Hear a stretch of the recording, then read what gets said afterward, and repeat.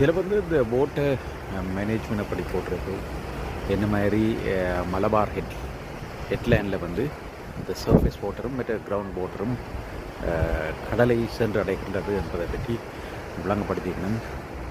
கருங்க வடிவம் என்ன மாதிரி வந்து செய்கிறதுன்னு சொல்லி